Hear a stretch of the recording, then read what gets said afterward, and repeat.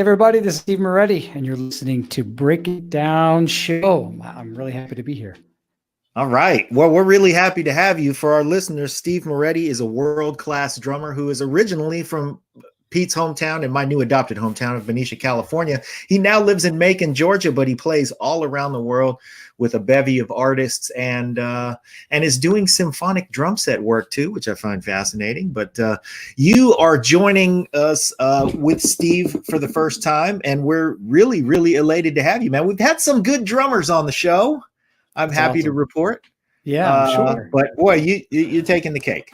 So let's see. And I'm sure that some of the drummers we've had on the show before, it seems like you probably have crossed paths at least with artists that you work together mutually or whatever. But where did it all begin? You grew up in Benicia. I didn't know you when you were here, but Pete did.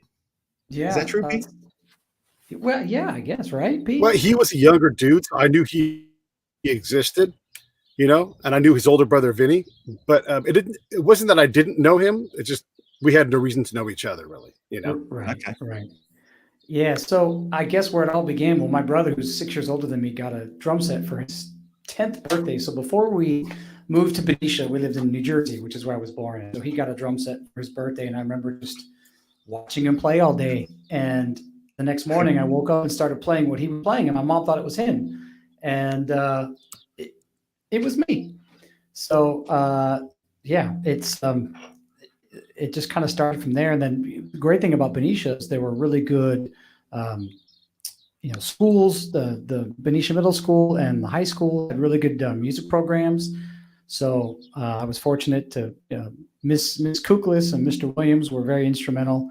Yes, the pun intended, instrumental into the development of me as a musician. I don't think I would be as good of a musician as I am without them pushing me. So I'm very grateful for that. That's great to hear, but it doesn't stop there. What happened next? I mean, you don't go from there to world class in one quick leap. So what else were you doing? Well, so at that point, and then I was starting to play and do a lot of different things. And the one thing I loved about the music programs is I was able to stretch myself musically and perform in a variety of musical situations, right? So we had jazz band, we had symphonic band, we had marching band. And of course, I was playing to a variety of different types of CDs and recordings. Then I went on to college. I got my undergraduate degree from the University of Redlands, which is east of LA. And again, that was another wonderful opportunity where I was able to spread and stretch my wings as a musician. And I was involved in a plethora of musical situations and got into the studio world recording. And then I went back up to the Bay Area. I got my master's at Cal State Hayward. Dave Eshelman was the jazz director there. And in like my halfway through my graduate studies, I won an audition actually that changed my career. I was gigging around the Bay Area and teaching and doing some different things, but it was an audition that Concord Records, which at the time was based in Concord. Yeah. They are now in LA or Beverly Hills, but so they were looking for a band that would eventually become Rosemary Clooney's band. And for those of you who don't know Rosemary Clooney, her nephew is kind of a dude who's pretty popular by the name of George Clooney. And boy, how the tables have turned. Right. Yes. Rosemary Clooney, of course, was in the White Christmas famous movie with Bing Crosby, but she was an amazing jazz singer. So I was her drummer for the last 4 or 5 years of her life. And so that band had its own project, and then we became Rosemary Clooney's band, among other people. And then you mentioned the symphonic drumming, which was not on my radar. The guy that I have been drumming with now for 22 years, his name is Matt Kattengoob, who was the person that did the audition. For those of you in the music industry, we played Matt Kattengoob charts in high school and college. His big band charts were, if you had a good band, you could hang with his charts because he wrote some really difficult stuff. So it was kind of neat to get to work with him. And then he was also a symphonic pops conductor. And so he recommended me for a show with Toni Tennille from Captain and Tennille. So she would do symphony shows, but it was a big band kind of torch stuff. It wasn't like Captain and Tennille stuff, but he was her music director for Captain and Tennille for many years. And so it just sort of snowballed. So I started playing with her, and then those symphony orchestras would reach out to me. Hey, you know how to play with an orchestra. we have another artist coming in. Can you come and play drums? And so they would fly me in, and it just sort of started kind of snowballing. And here I'm, not right now, of course, but I'm still doing that. Yeah. Well, if our listeners care to get more detail about you when we're done here, they can always get you at Steve Moretti. Let's see, what's the name of your website? It's stevemoretti.com, right? It's Pretty right basic. there on the screen. Steve Moretti. Simple as that. Oh, there it is. Oh, Right on. get everything. Look at how awesome this is. It's right here. Hey, I want to ask you a little bit because, okay, so John and I are big brothers with similar gaps between us and our younger brothers, right? And I try to say younger brother and older brother because my brother said, stop calling me your little brother. And I'm like, got it. And that was 20 years ago, and I still get it wrong sometimes. But your brother, Vinny, we have to mention him because he's such a character. He fills up the room. I put the announcement on the Benicia pages like saying, hey, Steve's going to be on the show. And he was a drummer, and it's such a charismatic guy. How did that shape who you were as you grew up? Like, did you my damn brother's like my brother gets it like, oh, you're Pete's brother, like before they say his name, and he's made his own way and everything, but he gets a lot of that. How did that go for you growing up? I was always known as Mini Vinny. That's what people would call me because we actually looked a lot alike when I was younger. Yeah. And then there was a time when I was, probably early high school. People thought I was the older brother. Sadly, they thought I was older looking than him. Fortunately, that's changed. I'm still younger looking. Thank you very much. But back then you could buy beer. Exactly. No, don't do that, kids. No. But yes, it was. He does have a larger than life personality, and especially we both played soccer. And I actually carried his number. He was number 26. And so I kept that number when I played soccer for Benicia High School. And, but, in musically, we kind of went our own paths. He didn't pursue it necessarily for a career. He's a very successful entrepreneur, and he had several businesses, including the Benicia Home Improvement, which was one of his early businesses. And now he's got his own company that reps high-end cabinets, but he still played and he was in bands. In fact, when I was in college, we had a band together that I would try to come up and play with as much as I could. So I was drumming and he was the lead singer actually, because he's got a really good voice. But we just kind of, I hate to say it, but I started surpassing him pretty early on as a drummer. Don't get mad, Vinny, but yeah. And just because I was laser focused, and I knew what I wanted to do and put the hard work and shedded and really tried to push myself musically. But we were always very supportive, and it was kind of fun when I was in college, getting to play some shows with him as the lead singer. We sound good together singing harmonies because our voices are very similar. So that was kind of fun. And it's neat to see him now still. I think he still plays in his church. He'll play either drums or he's playing bass now too, and he can play guitar. So he still keeps the music going. And my nephew is also kind of dabbling a little bit in music for fun. And so there's definitely some lineage there in the gene pool. So as you're coming up, you do hit that other gear, right? Vinny's a good drummer. He's in band, but he's also, got a lot of other things he's doing. When did you start to recognize that? And when was it the musical education in a traditional university? By the way, fellow pioneer, go Cal State, Hayward / East Bay. But nice. That's a dedicated path. Why did you go that route? Legitimate, but why not go gig it up and go up and down Sunset and break it out that way? I mean, you have the chops. What made you go the school route? It was kind of a little bit of both. I had a scholarship to another university, Eastman School of Music, and I also played tuba at the time. So I had a scholarship on tuba and percussion. But when I went to Eastman at the time, I couldn't take jazz as an undergraduate, and that was kind of a deterrent for me. And my mom, long story short about Redlands, I got introduced to Redlands. I'd never heard of them before, but when I was playing timpani in the California State Honor Orchestra, they sort of courted me. And my mom said one day, let's just fly down and check it out. Worst case, if you don't like it, you go to Eastman. And I remember just falling in love. And then the wheels started turning about, I'm close to LA. There's a lot of opportunities here. So, it'll give me a chance to hone in on my craft and continue to get better and get more versatile. I always knew that being versatile as any rhythm section player, you're going to open up more opportunities for revenue.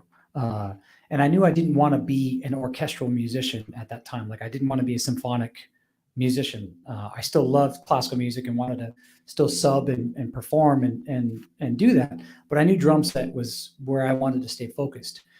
And so early on, I did get opportunities to gig in LA. In fact, my second semester of my freshman year, there was a gentleman who was an amazing trumpet player. His name is Jack Poster. And he was in his 40s at the time, came back to Redlands to get his degrees. And he's since went on and got a doctorate. But he was like one of these top lead players in Las Vegas. And one of these guys that can play in the stratosphere all night long and get tired.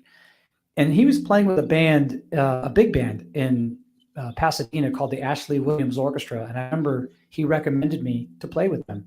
And it was one of these gigs where you show up. I was by far the youngest person on stage. And the book was about this thick.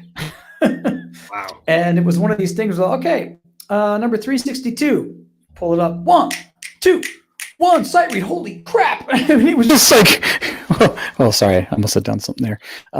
It was like one of these things. I got excited. It's one of these things that was like your feet are to the fire right away. And, that opportunity, being exposed to something like that with such high quality people really ups. I don't know. Sorry, everybody. Good Lord. Really ups your game, and it forced me to, test my skills.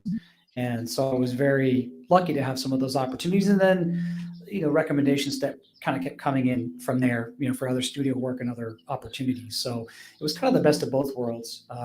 And I was teaching through the community school in Redlands as well, and playing in the Redlands Symphony and doing some, the jazz band and the combo and the wind ensemble and singing in the choir. So again, I just really pushed myself, which fortunately now, as I look back, and it wasn't on my mind at that time, but it's really helped me as a producer. Having all of those experiences has helped me, I think, become a better producer, just because of having that breadth of musical knowledge. Yeah, that sounds great. How important has, for that gig, of course, being able to open the book and read was essential. But how important has reading been for you as a creator, as a producer? I mean, do you ever just, like Quincy Jones, open up the staff paper and grab a pencil and score something with a pen and paper, as opposed to banging things out? Sometimes with arrangements, I'll do arrangements. I'm not really composing as much as I'd like to. Sometimes I'll work with singers, artists that I'm producing, and I'll co-write songs with them. But whenever I do string arrangements, I'm old school. I sit down at the piano and I'll kind of, Arm and I start writing it out by hand, and then I'll convert it into print for them. But the reading was paramount, because today when I show up to a symphony gig, when I'm playing a pop show, 99.9% of the times I've never seen the charts, so I'm reading them at rehearsal. And so being able to play it like you've played these charts your whole life is something that that skill, and that starts with middle school with Miss Kuklis and Dot Williams, reading a lot of charts and getting comfortable with sight reading. That was probably one of the most important skills that I've been able to take away and that I use all the time. Well, and for the guys who are playing in rock bands, Greg Bissonette, he always has a Sharpie with him. And if it's just scribbling the intro on the drum head, just so he doesn't lose the intro, he's gotten gigs just because he scribbled out that one part that everybody else would screw up. Yep, absolutely. So, yeah. Absolutely. And now with technology, I'll take my iPad with me, and I have some staff, like a program where I could hammer out like a quick chart, at least a rough, roadmap if I need to remind myself if I'm playing an original song with somebody. But fortunately, with like a lot of like a Greg Bissonette and all these people, I've been able to, I hear something and I can pretty much lock it in pretty quickly. So that's been a good skill. I'll remember a lot of the musical elements of a song by maybe hearing it once or twice. And that all started too with, my brother, when he really started getting into the drums, he was playing along the Rush recordings. Oh, and yeah, I of course. remember just second grade playing the whole Exit Stage Left album, including the solo and everything. But just getting used to listening and learning a song quickly, that was another skill that I still use today. Because a lot of times if I'm playing with an artist, especially if it's original material, actually, it was one of my first performances since COVID, just a local thing here. There was a local singer, songwriter, producer by the name of James Worsham, a real talented guy. And, he's had some of his original songs, and, you hear the song and get it in my head, and then I'm able to sort of play it without kind of wasting any time. So listening and reading are crucial, I think, for a successful career. Well, we had Rick Marotta on the show, and nice. We asked him about sight reading, and he said, he was talking about the Oscars gig. I said, can you read to that gig? And he said, I can read well enough to get fired from that gig. But he had also told us that he was recently hired to play something for somebody where they had written the part all out for him. And after he played it, he said, I'm glad you guys got me, but I don't know why you got me. You could have gotten anybody to do this. Typically people hire Rick Marotta because they want something that sounds like Rick Marotta. Right. So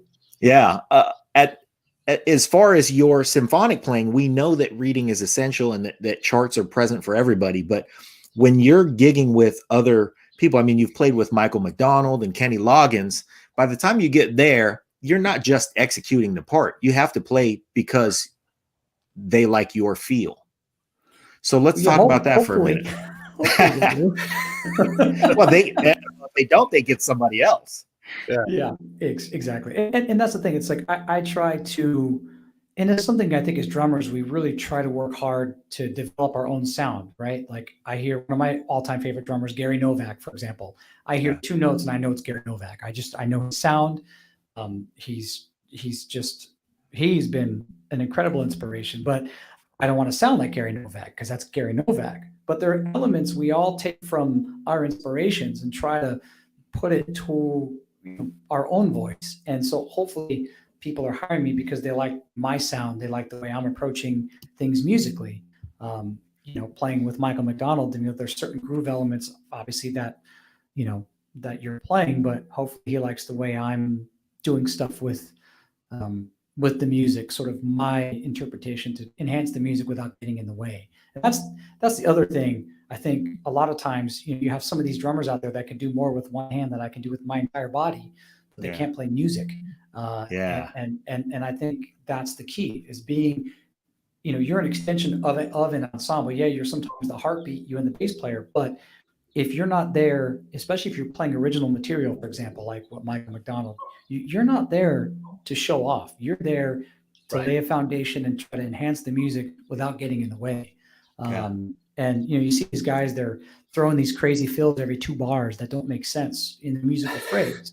And again, they've got incredible chops doing all the visual crap. I'm not into the visual gymnastics. That's just not my thing.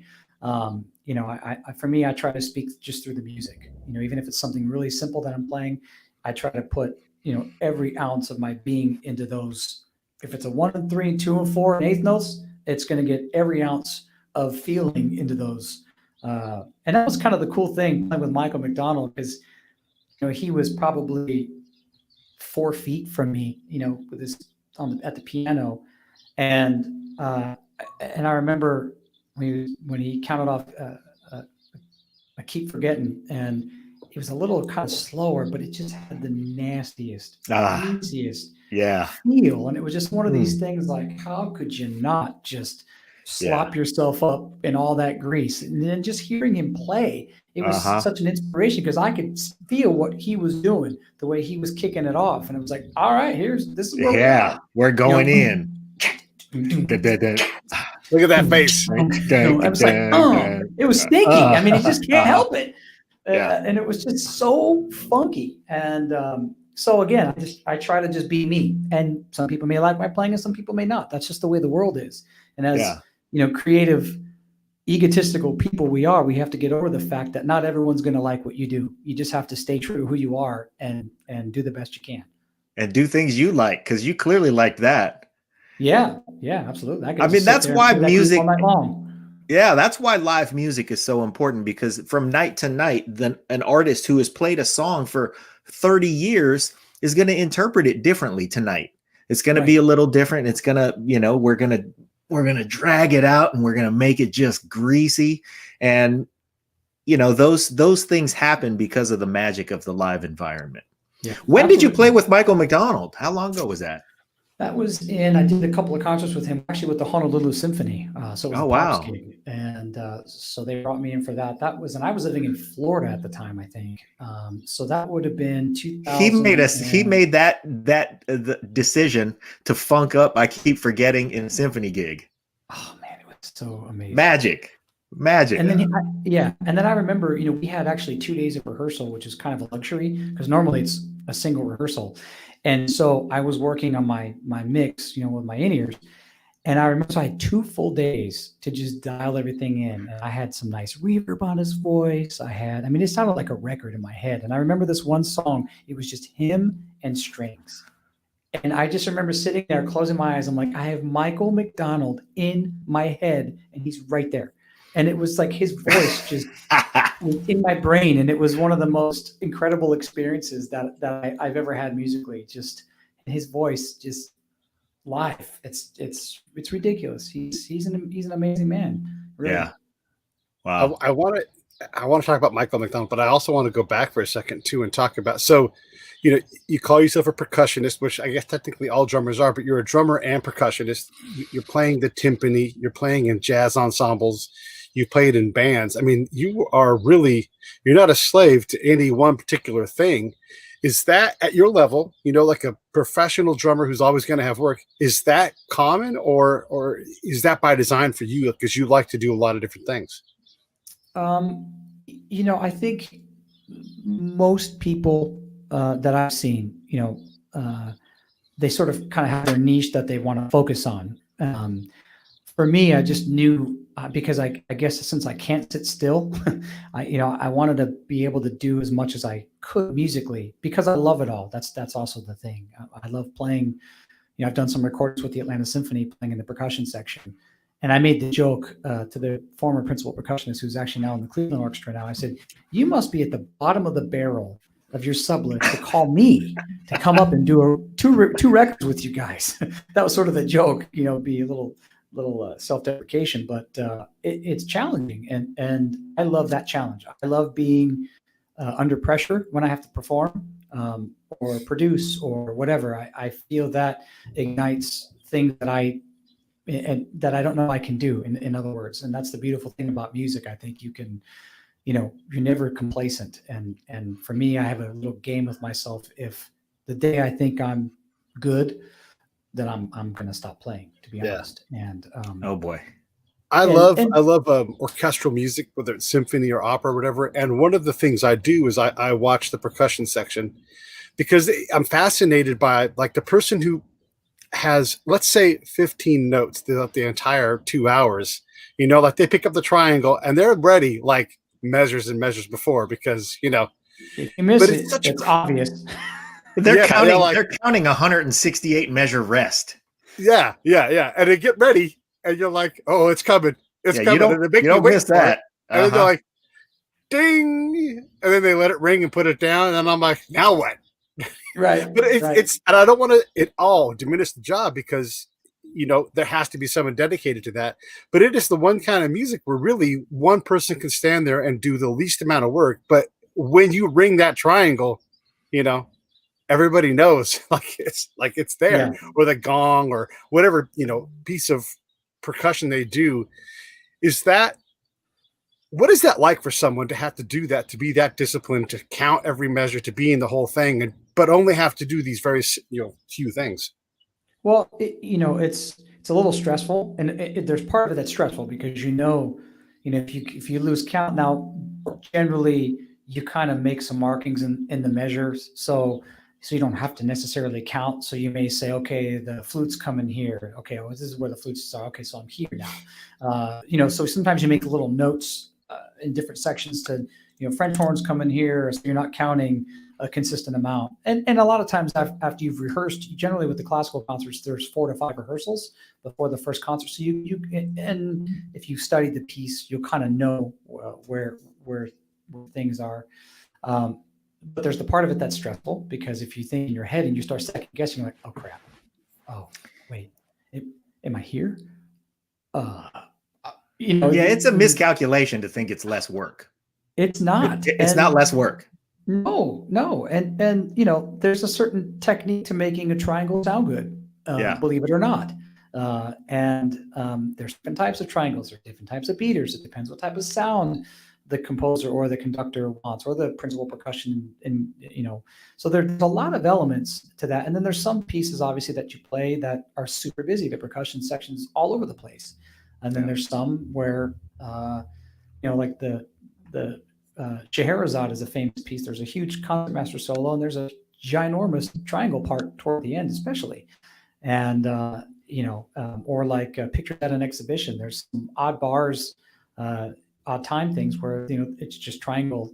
But see, if you know how to use your ear, you'll know sometimes where the triangle is supposed to fit. Am I playing with the upper woodwinds, or am I with, these people? And so that's something I think having a good musical ear helps you, get through that, and also hopefully helps you play it better. I identify as a funk drummer, but I have guilty pleasures. Like, when you talk about orchestral music, I used to love in high school Christmas season, because I loved playing concert band, the Christmas songs, the sleigh bells and the whip crack and all of that stuff. I really got a kick out of that. What is a guilty pleasure now that you have where you think, this of my body of work is probably the corniest thing from which I derive the most pleasure? That's a tough one. I don't know if it's necessarily a guilty pleasure, but I miss playing timpani. I don't get to play it that much anymore, and I really enjoy playing it. So the chance I can get to play, I really enjoy it. But I'm actually, there's some Christmas concerts coming up. One with my group here, Making Pops, that I co-founded with Matt Kettengoob. Actually, we're in our 8th season, and we do this concert. We actually do the music for this. It's a Christmas, called the Christmas Light Extravaganza. And this guy in town who's a business owner and just a community advocate had this idea of doing a whole Christmas light display downtown. And about 6 years ago, I said, hey, man, why don't we do the music for it? I said, you could put canned Christmas music and it would be fine. But why don't we do it? We'll do custom arrangements. We'll feature local talent on it. And Macon has a very rich music history. For those of you who don't know, Otis Redding, Little Richard, the Allman Brothers, Capricorn Studios, Capricorn Records. Now the Capricorn Studios, as a sidebar, is now up and running thanks to Mercer University. It's back up. You can Google it. And my office actually is upstairs from there for Making Pops. But so we have, about 7-8 different local singers that Matt did the custom arrangements for. We've got a CD. If you go to makingpops.com, you can listen to some of the CD. And in fact, there's an original song we put together last year called Heading South for the Winter that you can download for free. But it's the cool thing that nobody's doing from what I've seen. So there's over 500,000 lights down 4.5 city blocks. And so we got a grant, this is our 3rd year doing it, to kick off the light show, because it runs for about a month. It'll run to the first Saturday in January. And it's like Disneyland, so Matt and I do all of our voiceovers and read all the sponsors and all that stuff. And so the lights come out on the street, and then the 6 o'clock show starts. There's the 6, 7, 8, 9 o'clock show. But we kick it off with this live concert synchronized to 500,000 lights live. And it's it's pretty amazing. So that's kind of fun to do. And it's this year, we're not doing it with a full 40-piece orchestra. We're only going to have our big band do it so we can spread it out on stage. And everyone's going to have, we've been meeting with the EMA in town, and it's all mask mandated, and we have hand sanitizing stations and certain entrance and exit points and all the things we could do to mitigate any potential harm to people. But I'm also doing a Christmas concert over at Lake Oconee, and it's sort of one of those things where I'll be playing a bunch of sleigh bells and a bunch of percussion stuff with the drum set. I'm kind of handling everything, glockenspiel, and so I'm going to be a one-man band at that point in time. So that'll be kind of fun. So that's kind of a guilty pleasure. So my guilty pleasure was playing the whip crack at the beginning of Sleigh Ride, and yours is synchronizing synchronizing your score to 500,000 lights during a pandemic. Okay, all right, okay, point taken. I have a heart out, so I got to run. But before I do that, I just want to say, let's definitely stay in touch. Yeah, and this is really awesome, man. I want our listeners to go find on Steve's website, the Drum Rider. Now, somewhere in the layers of Steve's website, you can download Steve's Drum Rider. Everybody knows about artist riders. You know, Mariah Carey needs Avion water with bubbles in it or whatever. Steve's is completely technical. It's the setup that he needs wherever he's playing. And it is a couple of things. I want people to look at it because of the level of detail, but it is a very, it's a very, I would say arguably modest drum rider. Your requirements are few and simple, but I would like for our readers our listeners to go check it out, because this is just one of those pro level things that exists, and everybody's got one. Yours just happens to be on your website, so everybody should go find it, check it out, look at the list. It's great, and it says a lot about you that that you don't need much to rock the house. Well, thank you. So, you know, depending on who it is, I'm gonna send a separate. Golly, sorry about that. What's going on here? Anyway, I might send a separate email. I need my M&M separated by color, and right. Especially for the symphony orchestra, so they can, you know, if they have any questions, they can pull up the writer. And obviously, being a Perl artist, that's who I prefer to use. Sometimes if they can't get a Perl, and I give them, you know, 3 other choices. As long as decent and I bring my cymbals, we're fine. Yeah. And I love that you play a 10 on the rack and a 14 and a 16 on the floor, because the 10s always ring, man. A 12 has problems. 10s always ring. Unless I'm playing like a country show or something that's real older sounding, maybe I might throw a 12 up there. But the 10's nice because it's versatile, and you know, you can do a lot with it. Yeah. Anyway, you guys, I'm out. Steve, take care. Right. Well, see you soon. Thanks, man. It was great to chat with you. From John. Yeah, so I want to get back into when you produce these things, you have to submit a program. Like, Macon is not a big town, you know, 150,000 people, probably another 50 around the area that you guys can draw from.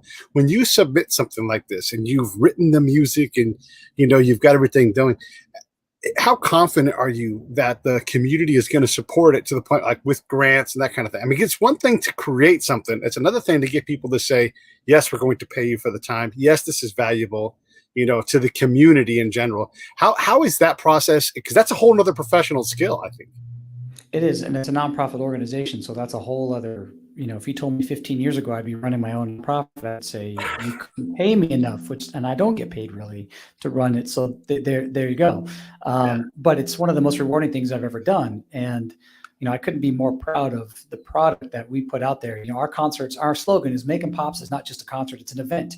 And our concerts are an experience. It's, you know, it's like a hip nightclub with a 40-piece orchestra, basically. And now we've kind of changed our performances. We have, you know, one that is inside this arena where we have 70, 80 tables of 10 people and a giant dance floor in the middle, and then our big stage. And then we do one at the Grand Opera House, which is more of a, you know, I would say a traditional kind of concert experience where you're in a theater, but we still add a whole layer of production. We have live video imaging, you know, really high quality sound.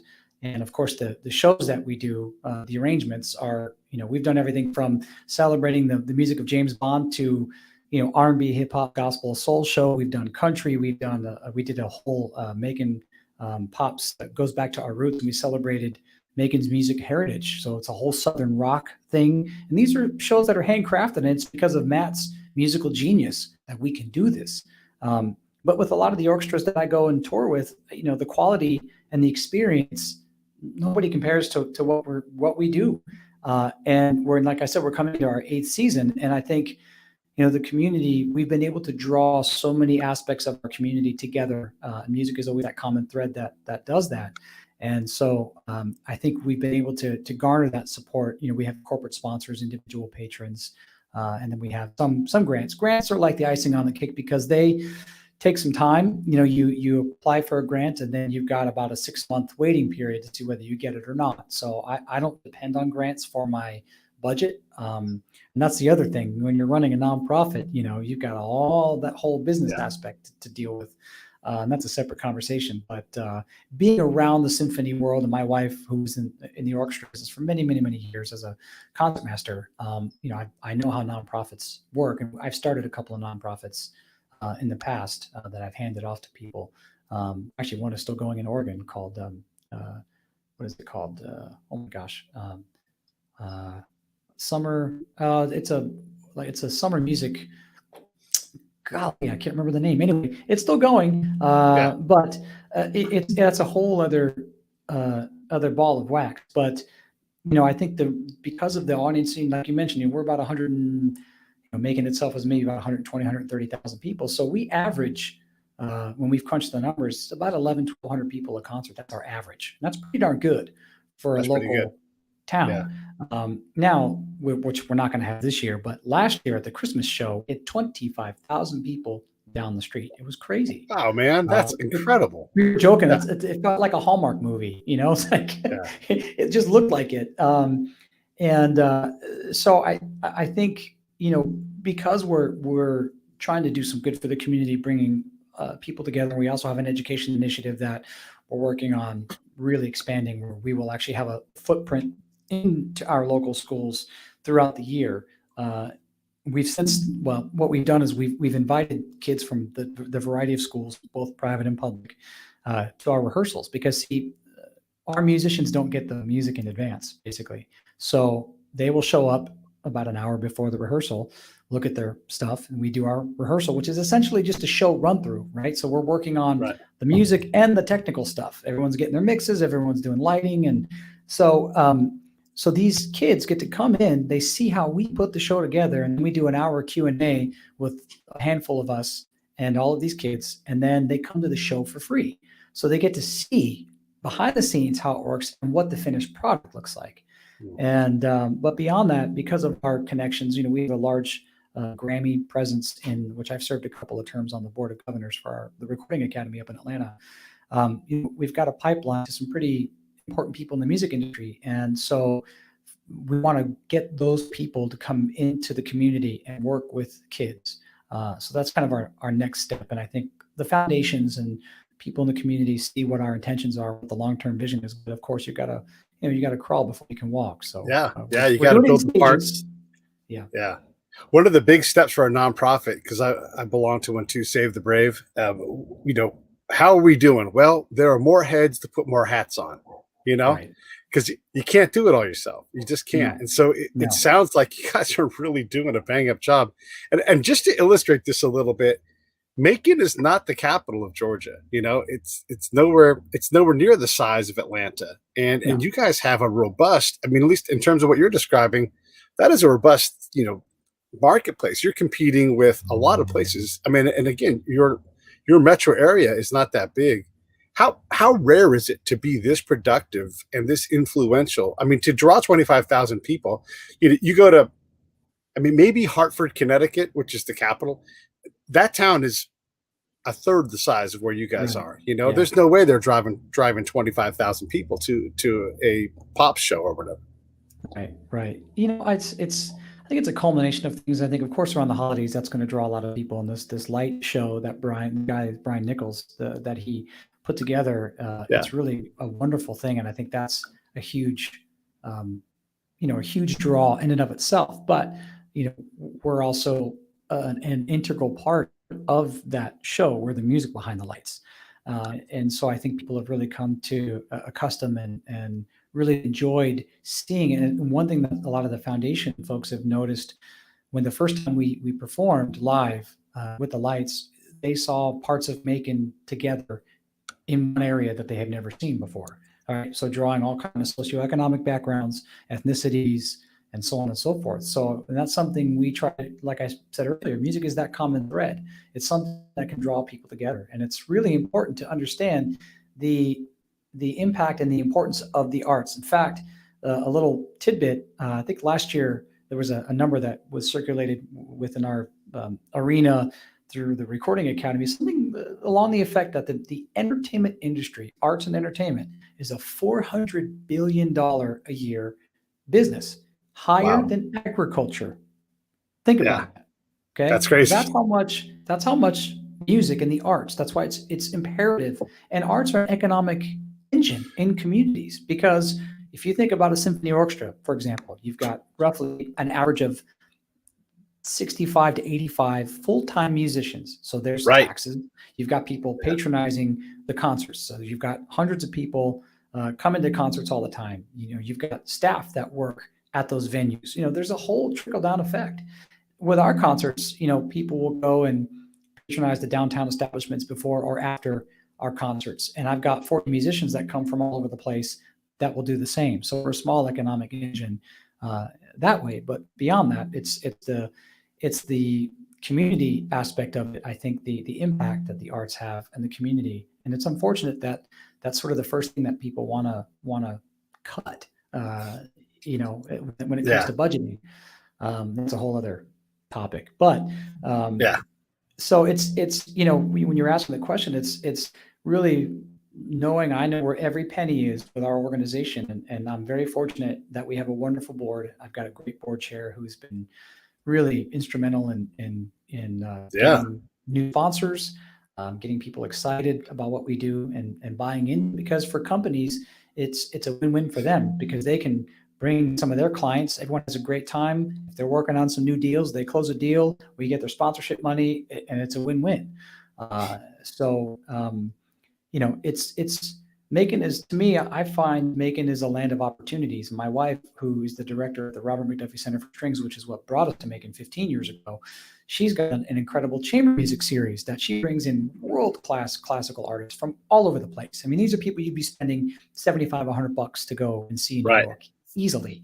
And they work with her students, master classes and such. Wow. So, Macon's got a wonderful local music scene in terms of there's a lot of talented people. And that's what we wanted to showcase with this whole Christmas thing. And we've also made it part of our mission that throughout our season, we always feature local talent on a concert or two throughout the season. Because it's important since we have a pretty good platform now, a lot of these, and I remember I've had people come up to me like, I didn't know this person was in town. It's like, well, go down and support them at the local restaurant or coffee shop. That's what it's going to take. So people don't feel like they have to leave Macon. We're trying to bring Macon back to a music town now. Everyone's sort of focused on the history that we have, and it's a wonderful bit of history, and we need to honor that. But I feel like, hopefully Macon Pops, as we turn over that new chapter in that history book, we can be kind of the catalyst that is really propelling. And now we've got Capricorn Studios back open. So, we're trying to put all the elements in place for someone to have a successful music career being in Macon. So they can perform locally, they can record locally, and then they can, work with us, on a larger scale performance.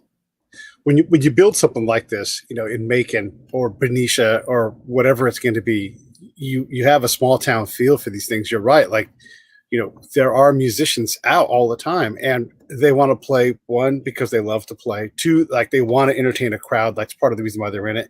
But, you can get high-end people to play in a place like Macon or whatever it is, because it's what they do. Yes, they want to make money and big money, and they're going to get all those gigs. But in between those times, like, just, give me a couple $100 and some dinner. And next thing you know, you're like looking at someone incredible, playing. And I don't want to diminish the cost it takes to have somebody play, but you're right. That talent will go out and play, especially, like I like to say in the podcast business, like whoever it is, I'm going to ask them, I'm going to let them say no. I'm not going to say no for them, Right. And if they can't do it, there's no hard feelings, because we don't have a huge budget or whatever it's going to be. These are really powerful things. And then the other thing I wanted to comment on and add some flavor to is when you bring that local talent in and they get on that stage with the 65 pieces around them and they see, hundreds of people in the audience, that's likely the biggest show they've ever done. and it might be like, that was the biggest show I ever did in my career. And what a highlight, and it might also be the thing where this is where I need to laser focus. I need more of this. And you might break a career by just creating this opportunity, and then someone else sees their friend up there. Who knows what happens, right? Like, it's just not only an economic engine, but it's an opportunity engine that you guys create in little small town Macon, Georgia. Yeah, well, and a comment I've had, we've had some of the musicians who've played with us. And in fact, because we'll try to inject an original song of theirs into a performance if we can. And I remember Matt scored something for a singer, actually two wonderful local singers. One, she's up in Nashville now, but she's coming back. Her name is Maggie Renfro, and then Josh Carson's a local guy who's singing on this original Christmas song that we put together called Heading South for the Winter. And so Matt took their original songs and arranged it for the full piece orchestra, and they were both in tears at rehearsal. They couldn't believe it, just having that sound around them. And it's also sort of helped us discover people we may want to take with us in our symphony shows, right? So if we go play with the Omaha Symphony, we're going to do show A. We know, oh, you know what? This person did a really good job. Let's bring them out, give them an opportunity, to make a pretty good paycheck and come out and do a pop show. So we're all about that too, being able to, to provide opportunities for people, because that's what it is. If we have a path to help someone's career, then, we should be, that's what it's about. You should be able to open up opportunities, because we all had opportunities open up for us. So it's paying it forward. Yeah, you pay that forward and also pay it back a little bit. It's like, I had so many opportunities. Let me give back to this community, and do this work for free. Right. Like, and that's why this Christmas concert for free. It cost a ton of money to put on, and we do have some sponsors to offset some of that. But I've had to sort of try to build it a little bit into my budget, which is, it's challenging, but we want to keep it free for the community, and it's important for that. Give us some insight on this. I mean, look, you have there's two ways I want you to approach this: personally, and then as an advisor to people who don't know this industry like you do. You are very successful. You're accomplished. You're sponsored, and all these things. But largely, to most people, if I said, "Oh, Steve Moretti is going to be on the show," if you're not from Benicia or Macon, they may not even know who you are. And yet, You've had this long career. It's going great. So when you worry about, like, are you still trying to ascend to a bigger thing? Do you care if you're known nationally? And then the other thing is for that parent or for that kid who's like, you can't make money in music. Talk a little bit about that, because you've taken a path that is, we know, like one path, like get in a rock band, rock your balls off, make $1 zillion, go to rehab, repeat, that kind of thing. But there are so many other paths in music. I mean, you can literally go become a professor and teach timpani specifically at some school, so and steady money, talk a little bit about benefits and all that. So yeah, yes. Yeah. For me, it was never, I never really was of the mindset that I want to be famous. That just wasn't my thing. I wanted to just be able to pay my bills playing music. That was what was most important to me. If I can sustain a career, of course, I still have aspirations. I still want to continue to grow as a musician. I still would love to, have some larger opportunities. And I've been able to do some TV and some film stuff. And you mentioned the Oscars. I got to play for the Cinematographers Guild award show, which was at the Dolby Theater up in the ballroom. And it was one of those things too, where we were sight reading at rehearsal. And it was, just having those kind of opportunities. Sure, I'd love to go on the road with John Mayer sometime, or whomever. I mean, there's, I still have goals, and I think that's what still keeps you going forward. But I always tell people that whatever instrument you play, you want to try to be as versatile stylistically as possible, because again, that opens up different revenue streams, right? So if I know I'm going to go sub with a symphony orchestra this week, I've got normally the way my schedule books out about 2 years, and things have obviously been quite different since the pandemic, but typically I would have about 2 years out of my anchor dates. So I know, okay, and I try to fill in between. So whether it's make pops in between and some studio work, some production, or maybe go sub with the Atlanta Symphony or whatnot. I mean, you try to fill in those gaps, but I can't emphasize enough, being versatile and doing some teaching. When I was at Hayward, I had 10 students a month, and that paid my rent. And I was gigging, I was gigging a lot in San Francisco and in the East Bay and Black Diamond Brewery before it went away. I used to play there 3 days a month. And I played at Enrico's. I played at the Black Cat Blue Bar. I had a steady gig there, so I was making some decent money as a musician, just gigging it, around the Bay Area. But I knew I wanted to try to get on bigger stages in terms of just, larger, more prominent and opportunities musically. And so that's where I was fortunate to win an audition. But, I always tell people, if you want to be in a rock band, you want to be famous, you might as well play the lottery. Your odds are about as good. Right.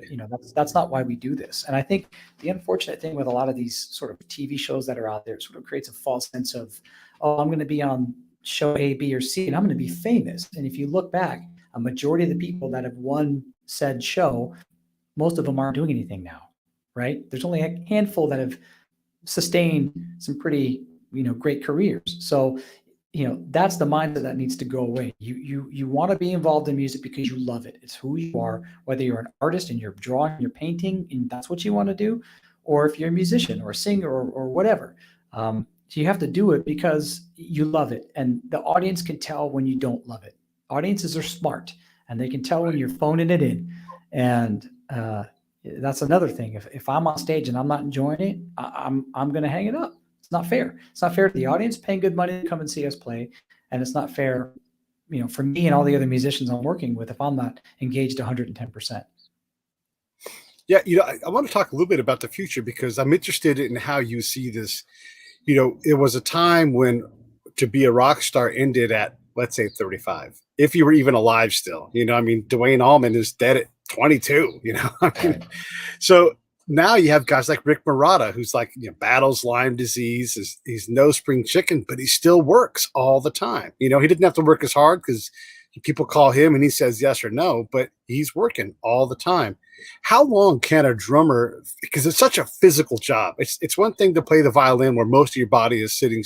I'm not saying it's easy, but a drummer is a different thing. Both legs moving, both arms, your neck is swinging. You're working. How long can someone do this job relatively healthy? Like if they're relatively healthy? Well, I also think it depends. Something I really took a lot of thought into when I got to grad school was setup is crucial, right? So the violin, this is not normal. And so there are a lot of issues that, they have to deal with. My wife does stretches every morning. She really takes good care of her body because this is really taxing, just me doing this kills me. But drumming, I see people set up where they've got again, this visual gymnastics. They got stuff that they're doing up here and here, and this you're putting tension, right? So there's unnecessary tension reaching for things. And so I really took a good look at my setup. It was always okay, but I really took a look at my setup and realized, okay, look, the drumstick is an extension of my arm. So, I don't want to have to move my wrist or my arm to get to something, right? And that was even something as simple as moving my hi-hat to where my feet were parallel. A lot of people, if you look from a bird's eye view, you have your kick pedal here and most people's hi-hats are like this if you take an aerial shot, right? So it's like I always make the comment to students when I'm teaching, I'm like, well, when you eat dinner, do you eat like this? No, you eat straight, right? So you want to be centered. So it was just, I sort of adjusted that. I adjusted the height of my cymbals. I got rid of, the rack tom and the two rack toms. If I want one, I put it on a double tom stand. So I still maintain that sort of 4-piece as my center. Yeah. So my right cymbal's here. So again, my arm, the stick, I don't have to move anything. Cymbals are within reach. My floor toms, everything is really easily accessible. And I think that, having that setup will physically help. But you look at Louis Bellson. He was, in his, I think he was 80, upper 70s, early 80s. I can't remember when he passed away, but it was about a couple years after our wedding. Because he was actually at our wedding. And I got to do a double drum thing with him at Cal State Hayward, and that was amazing, playing with a legend. And he was killing it. Yeah. And he was in his 70s. So I just think, it's possible, to have a sustainable career, but you got to take care of yourself. And I, with all the traveling I do, I really make sure that I, physically fit, that, I take care of myself as best I could and can. I try to exercise as much as I can. And, I don't do anything extraneous that's going to hurt my wrist. Like I stopped lifting, when I was in grad school. Like it was sort of starting to kind of affect how I felt. Yeah. I mean, I'll do other things. I do push-ups. I'll do stuff with like strength bands and things like that, but nothing where I have to put my wrist in a funky position. When I do push-ups, I have one of those push-ups, the push-up bars. Right. My wrist Yeah. stays straight. So you're still building strength, because we all know when you're in your, I'm going to be 47 in March. So we all know when you're in our 40s, the muscle mass starts to decline. And, you still need muscle to function. So I just think if you take care of yourself and set up, and it's fun to experiment with setup because you play differently when things are set up a little bit differently. So, I really feel like that's something that people can sort of, look at. I always tell people, especially young students, if they have their toms kind of pitched like this, I'm like, well, you've got to do this to get to your tom, and you shouldn't have to work that hard. So try to find your zone of being comfortable and move it up or down. Because sometimes you may have a tom that's super deep. Like sometimes on the road, I'll get something that's, even though I try to put it in my rider, that I don't want anything more than 8 inches deep. But sometimes it's 10 inches deep. So then I've got to move my zone up a little bit, right? But I know everything is still there. And anyway, that's to me, that's a good sure way of making sure that you're going to have a sustainable career. Is the setup is so. And I imagine rest becomes super important too as you get older, especially. Yeah. And the traveling, kicks your butt, because a lot of times I'm flying out on a Friday, rehearsal concert Saturday, and I'm home Sunday. So sometimes I'll have a double or a triple performance in one area, maybe once or twice a year. We'll do 2 concerts or 3 concerts in one area, but most of the time it's one-offs. So on the weekend, that's kind of how it is. And so, and when I go to Japan, I'm there for one concert. So I fly out. That's a whole, it's basically a 20 some odd hour trip when you calculate everything. Yeah. And then, we have a rehearsal or 2, and then there's the concert, and then I'm home again. I mean, it's hard on the body, but you're right. Rest and diet is important. I mean, don't get me wrong. I love to eat, and I'm not the best at the diet, but who is? I mean, it's so hard. It is. But it's just important to eat well and at least eat stuff in moderation and balance. So, because I got a sweet tooth, and I want to. Well, we got you for a couple minutes there. I wanted to ask you, one of the things I'm always trying to figure out as a non-drummer. Well, one is always pocket, and I think I can hear it, but I cannot describe it. But I want to save that one. Drummers like Ringo or Charlie Watts or Larry Mullen, they sort of, I don't know, people either love them or hate them. They don't do time right. They kind of, what is it about that? But clearly they're successful. You can't have more unique drum parts than Larry Mullen has. It just stands out, but he doesn't come at it at a traditional way. What makes those guys successful? Why does it work when a guy like Larry Mullen, was at one point just self-taught, he's changed all that now, but why does that work for those guys in a way that makes people just fall over themselves? Because you don't see Charlie Watts do anything. It's like he's like just on like a lazy river. Yeah, well, hanging out. Those guys have a sound, right? So, and a lot of the groups that they are with, like Ringo and so on and so forth, there's a certain sound that worked for the group. So I think that's part of it. Their approach to the music is also part of it, whether it's unorthodox or not.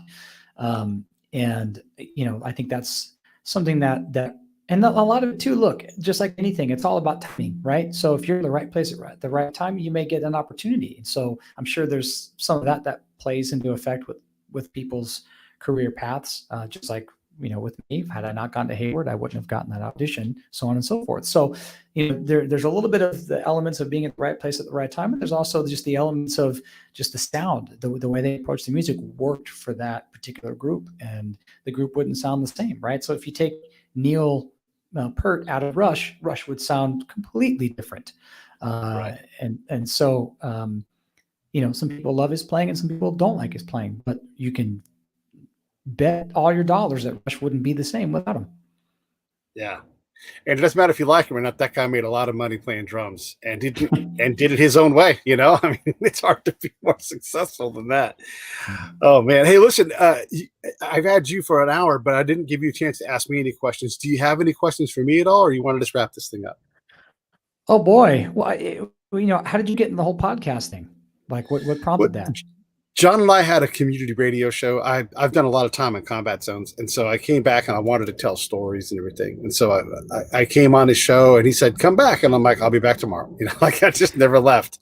And so it grew from there. And because John was a drummer, we focused a lot on drummers. And so that became, and I'm a musical person. I'm probably a failed musician to just, like your brother, I had a lot of opportunities to do a lot of things, and music just could never quite win. But I play the guitar a little bit, and I play the harmonica a little bit, but I know a lot about music in general across a lot of genres. So it was an opportunity to meet these people that do these things that we love, and it's been such a treasure. I mean, talking to you or talking to Slim Jim Phantom, from the Stray Cats. I mean, you hear these incredible stories from people that you wouldn't otherwise meet. Like if someone writes a great book, I just get to email them and say, hey, would you come on the show? I love your book. I mean, how incredible is it to have the author come on your show and have these conversations? So absolutely, it's such a blessing. I love it. So are you in LA now? Is that where you live? Orange County. Orange County. Okay. Yeah. Cause I know we tried to hook up. So what brought you down there? This is the major leagues for this kind of stuff. I needed to be down here to be near where all of the, and then I'm looking at all the talent. I mean, you don't live anywhere near here, and you come through here once or, every other year, or something like that in regular times, Right. So you can encounter a lot of people by just being here. And, and then also I want to try to grow the business into supporting more like Amazon or, other media, and bring podcast in and kind of attach it on as an additional thing. Cause people can't get enough of like I've watched all 10 episodes of The Crown. I want more. Well, you could do more with the podcast, Yeah. I know. And there's been, I've wrestled with the fact of maybe moving back out, especially to LA, because of the opportunities that I had, like I said, doing some studio work and films just till today that I'll fly out and do that. It's just, with the kids and their school that they're in, and cost of living is, that's a lot to contend with. You need to work a lot harder or charge a lot more. Yeah, I know. And there's something to be said. I mean, there's a lot of musicians that are like, I did LA and I'd rather live in Nashville or whatever, right? They'd rather live somewhere else because they can still go do LA, but they don't have to live there. Right. And that's how I kind of make the joke. I'm like, well, it would take me, if I lived outside of LA and had to drive, it's almost the same as me just jumping on a plane and getting the same amount of time. And since I live in the airplane, I usually fly about 130,000 miles a year. Not now. I haven't been on a plane since February, but what's another flight, right? That's the way I see it. What's another flight? And legitimately, I've left an interview at like say 2:00 in the Valley and had to go to Orange County. I could fly halfway, if not 2/3 of the way across the nation in that time. I mean, it's literally taken me 3 hours to go 35 miles. Yeah. I know. It's stupid. So, hey, well, listen, I appreciate it. I love it. I want you to come back and do more. Yeah, anytime, man. This was really great, and I appreciate you all having me on, and it's great to have the the Benicia, the Bay Area connection. That's something that's that's pretty special. So thanks again for having me on. All right, stand by. Hold on.